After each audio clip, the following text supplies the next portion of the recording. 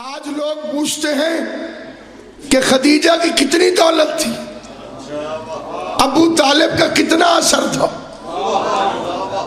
اس کا حساب لگانا ہم جیسے غریبوں کے پاس کی بات نہیں ہے، لیکن ایک بات طے ہے اور 100% طے کہ اس دور کا جو بھی مسلمان سر اٹھا کے چلتا تھا تو وہ ابو طالب کی طاقت تھی، اور جو روٹی کھاتا تھا وہ خدیجہ کی دولت۔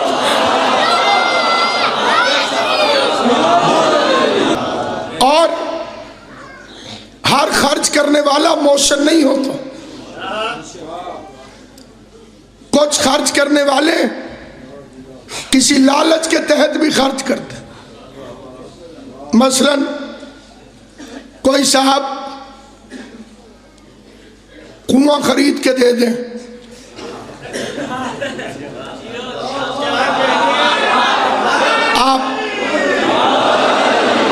آپ تیل کا سمجھیے،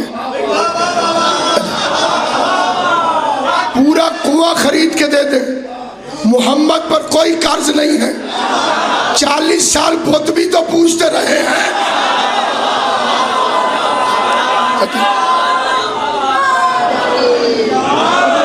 آپ چھوٹے بچے مسجد بنوا دیں، جنت میں گھر بھی تو چاہیے۔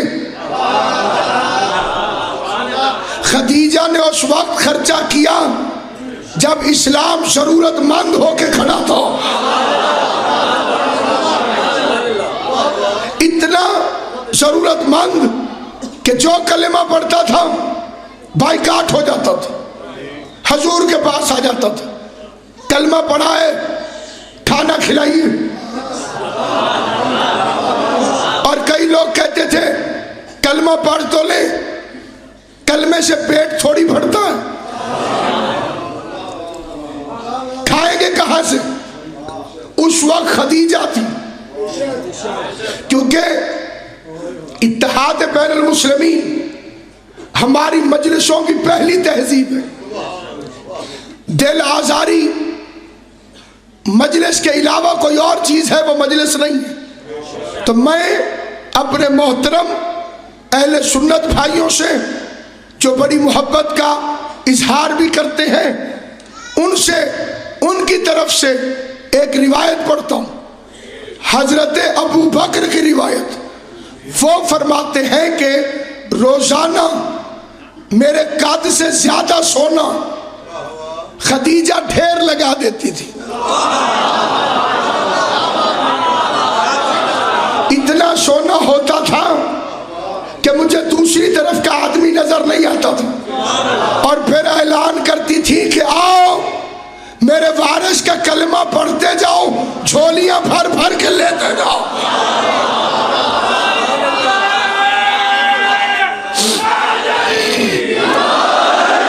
میرے وارث کا کلمہ پڑھتے جاؤ اور جھولیاں بھر بھر کے لیتے جاؤ۔ کلہاڑیوں سے سونا کٹتا، جھولیوں میں لوگ بھرتے اور لا الہ الا اللہ پڑھتے، اور فرماتے ہیں کہ جب شام ہو جاتی اور سونا ختم ہو جاتا اور خالی چادر کو حضور اٹھا کے صاف کرتے تو شکریہ ادا کرنے کے لیے خدیجہ کی طرف پیغمبر کی نگاہیں اٹھتی۔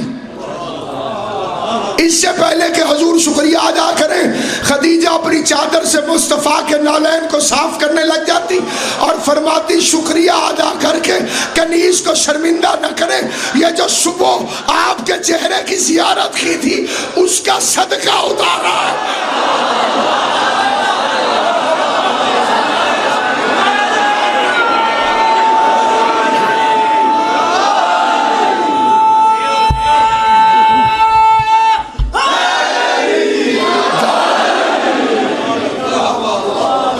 صبح آپ کے چہرے کی زیارت کی تھی اس کا صدقہ اتار رہا ہے۔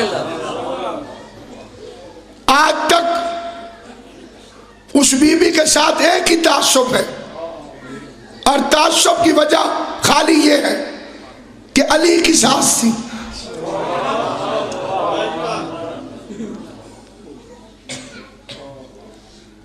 مشہور نہ ہونے کی وجہ یہ ہے کہ انہوں نے علی سے جنگ نہیں لڑی تھی.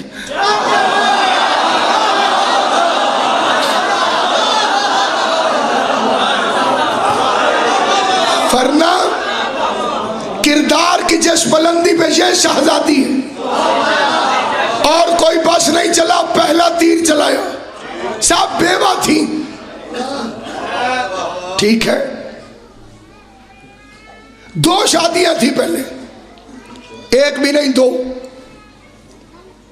اور اب رشتے آتے ہیں تو کسی سے شادی نہیں کرتی. تیسری شادی پہ نخرے نہیں ہوتے. جسے بات سمجھ میں آئی, تیسری شادی پر دلہن والے نخرہ نہیں کرتے. جس نے بڑے بڑے بادشاہوں کے رشتے ٹھکرا دیے وہ پہلے والے کون تھے جن سے شادیاں کر لی؟ ان کا تعارف تاریخ کے پاس اس سے زیادہ کچھ نہیں کہ شوہر تھے. اس کے علاوہ کوئی ان کی آئیڈینٹیفیکیشن نہیں. ان کو یہی سب مقام لگا ہوا, یہی تارے, یہی تاج کہ صاحب یہ اس اسلام کے آدمی پہلے شوہر تھے. ثابت کیا کرنا چاہتے ہیں کہ جی بیوہ تھی جب حضور کے پاس ہے. تمہیں یہ سمجھ نہیں آتی کہ خدیجہ کو محمد کنوارا ملا ہے؟ اسے بات سمجھ آئے گی وہ میرے ساتھ بولے. بات سمجھ میں آتی جائے تو بولتے جانا. یہ فضیلت سمجھ میں نہیں آتی. سلامت و آباد و شاد رہ جنہیں بات سمجھ میں آئی. رہتی دنیا تک یہ فکرہ کہنے والوں کو جواب دیتے رہنا کہ خدیجہ اکلوتی ام المومنین ہے جسے محمد کنوارا ملا ہے.